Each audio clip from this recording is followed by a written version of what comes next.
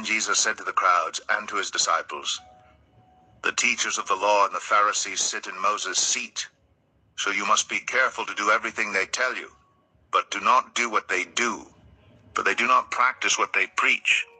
They tie up heavy, cumbersome loads and put them on other people's shoulders, but they themselves are not willing to lift a finger to move them. Everything they do is done for people to see. They make their phylacteries wide and the tassels on their garments long. They love the place of honor at banquets and the most important seats in the synagogues. They love to be greeted with respect in the marketplaces and to be called rabbi by others. But you are not to be called rabbi, for you have one teacher, and you are all brothers. And do not call anyone on earth father, for you have one Father, and he is in heaven. Nor are you to be called instructors, for you have one instructor, the Messiah. The greatest among you will be your servant.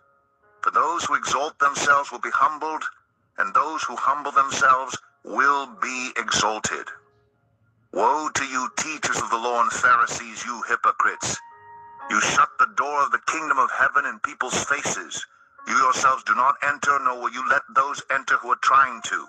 Woe to you, teachers of the law and Pharisees, you hypocrites! You travel over land and sea to win a single convert, and when you have succeeded, you make them twice as much a child of hell as you are.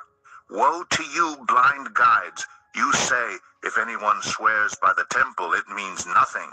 But anyone who swears by the gold of the temple is bound by that oath. You blind fools, which is greater, the gold or the temple that makes the gold sacred? You also say, if anyone swears by the altar, it means nothing. But anyone who swears by the gift on the altar is bound by that oath. You blind men, which is greater, the gift or the altar that makes the gift sacred?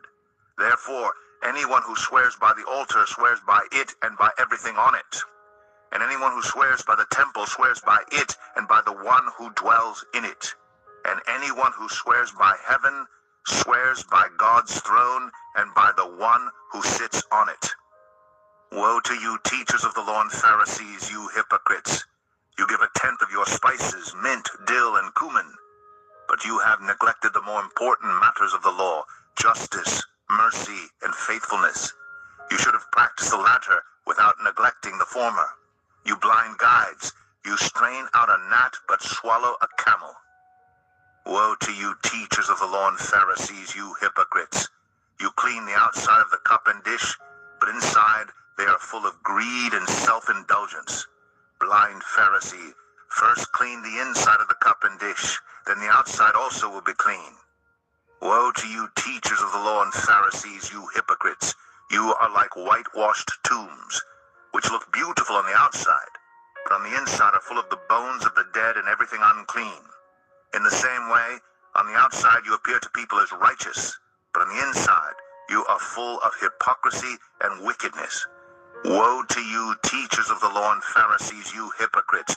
You build tombs for the prophets and decorate the graves of the righteous. And you say, if we had lived in the days of our ancestors, we would not have taken part with them in shedding the blood of the prophets.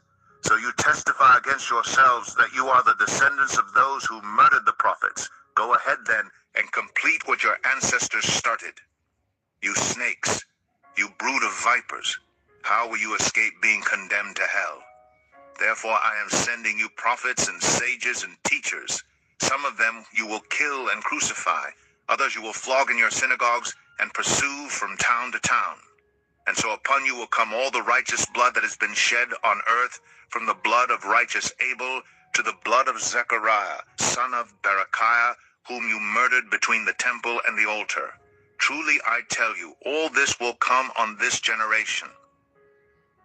Jerusalem, Jerusalem, you who killed the prophets and stoned those sent to you. How often have I longed to gather your children together, as a hen gathers her chicks under her wings, and you were not willing. Look, your house is left to you desolate, for I tell you, you will not see me again until you say, blessed is he who comes in the name of the Lord.